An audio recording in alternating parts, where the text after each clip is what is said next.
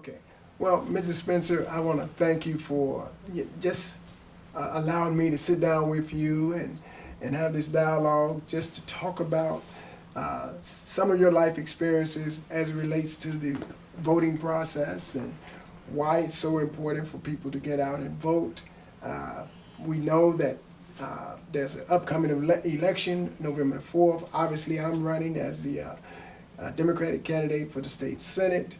And I thought it was critically important that we get a message out from someone of your stature to the people to explain the criticalness of voting. And you've been an icon in our city. You desegregated Coney Island, you know, and you and your husband have been you've given so much.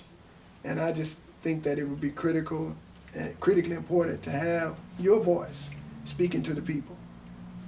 So. Well, Cecil, I appreciate the fact that you've asked me to share in your election battle, because it's going to be a battle, but you can win it. You can win it because you have done in your roles with council and etc. Prior to that, the police department, you have done positive things. And anybody who doesn't vote has nothing to say about what happens in our country, because the vote is what fuels it. It's what makes us go. Mm-hmm. My grandfather was a freed slave. His house was used for voting when I came up as a little girl. And we were told how important it was. I looked through the cracks in the wall and I saw the people go in and pull that curtain behind their backs. And I saw them vote for the people they thought would be the best leaders in their community. Wow. I've never missed voting in my life, and I'm only 94. We had to be 21, you remember, first, mm-hmm. and now it's only 18.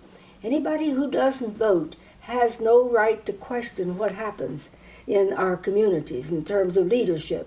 And politically, we have a right to be there, mm-hmm. because we owe it to our ancestors as well as to our children.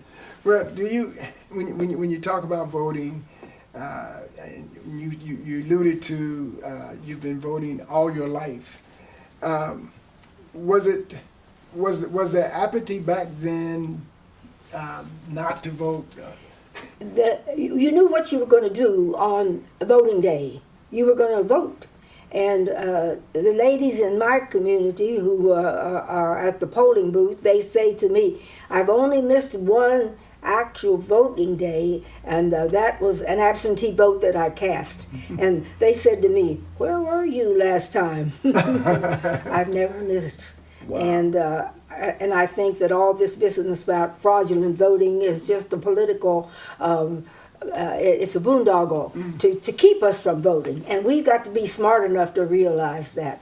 It's not fraud. People there know who we are in the community when they come to vote. Mm-hmm. They know who we are. And if we don't vote, we're the ones who are making the mistake, because it's the most powerful tool we have. It doesn't cost a thing. And you don't have to share how you vote with anybody. Mm-hmm. But it's valuable. In a functioning democracy, we must utilize it. We must vote. Yeah, some of our young people and some of our older have said, well, what's the use? Nothing's going to change. I'm not going to vote. It's a waste of my time. What do you say to people like that? I say to those people, think a little harder. This is not your call. It's a call for history. If you don't vote, you are mistreating your children. You are mistreating your future. You are mistreating the country when you're not allowing the people who want to change things to do what they ought to do. You better vote. It's a tool we have that nobody can buy from us and should never be allowed to. Did you ever, in your lifetime, think that you would see an African-American president of the United States? When I saw Obama, yes. oh yes. I knew he was going to win. Sometimes the men at the my husband and I would go to swim. I don't think he's going to make it. Don't think he's going to make it. I never thought that he wouldn't. He was smarter than all his opponents. When you think about all the people that came out to vote for him, this was the first time we've seen so many of our people coming out to vote. And then in 2010, we stayed home again. What do we have to do to really energize our people to make sure they vote? We don't have the right to stay home. We have the. It is our opportunity to utilize what we have in terms of making changes in our leadership, and we need people who know what our needs are. If they don't need to be in there. And we need to vote to make sure they don't get in. Back in 2004, there was an effort to put challengers into polling places. And you began to talk about how you got involved in that situation. Can you kind of talk about that a little bit? Al Gerhardstein, attorney, a local attorney, asked my husband and me if we would be his plaintiffs in that suit.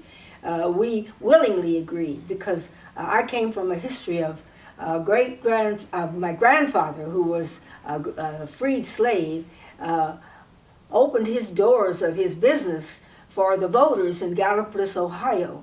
And when they came in as a little girl, I looked through the cracks in the wall and I saw them pull this little curtain behind them. And I said, when I grow up, I'm going to do what these people do. At 94, I have never missed voting. We had to be not 18, as we only have to be today. We had to be at least 21 then. And I've never missed voting. And I say this to everybody. We were happy to participate in Al Gerhardstein's suit in 2004 because we knew there was not the kind of problem within the polling places that was being presented. The people in those polling places know the people in the community, and they know who is trying to vote without having the proper validity. We don't go if we don't have it, but 99% of us have it, as our support for the current president of these United States shows. And it is a valuable tool. It doesn't cost a penny, but oh, what wealth it brings us. Absolutely. And I say to all people, black and white alike, but particularly all people of color, utilize your vote. It's a valuable tool to keep a functioning democracy working. I only knew that it was wrong to fight, to put people in the polling places who really had no need to be there. And we didn't need them. They were wrong even to accept the call. But we're facing the same thing now. There are people trying to say that the voting has to be clarified. It doesn't have to be clarified. All we have to do is vote. And that means to get up that day at 6 o'clock when the polls open, and from 6 in the morning to 6 at night or whenever they close, be there and cast your vote for the leadership that we need to take care of us as we go forward. And that's what the current president is saying. Vote and go forward. So when I believe it was Judge DeLotte was the federal judge. Yes. And she ruled in you all's favor, didn't she? Oh yes, she ruled in our favor and sent me a copy of the litigation in her courtroom and told me she appreciated me as a witness. Oh, great. And then they appealed Judge DeLotte's decision. Yes, they did. And it was, I guess, Charlie Winburn and Sam Malone and a third person put their names on the appeal on behalf of the Republican Party. They did wrong. They did wrong. We have no right to mess with the vote. We have to leave it clear, free, and unencumbered, and you cast yours. And get those young people in your family, if it's the first time, get them started right, so that from then on to now, when they get to be my age at 94, they can say, I never missed a vote. Mm. And since when they appealed it, apparently they prevailed at the next level. And yes, and there was a girl who I recall came and sat from 6 a.m. till the polls were closed in Avondale. She didn't open her mouth, but she was just in there, and somebody paid a lot of money to those people who sat in the polling places all over this community because they were not needed. Mm. So what do you think? Why do you think they wanted to put those people in the polling places? Well, they wanted to put those people in to intimidate people, to think, to have us feel that we really had no right to be there, and to question whether they should even come. It's both. It's a privilege that we in a democracy have the ability to cast a vote and determine who our leadership is. It's an obligation which only occurs in a free society.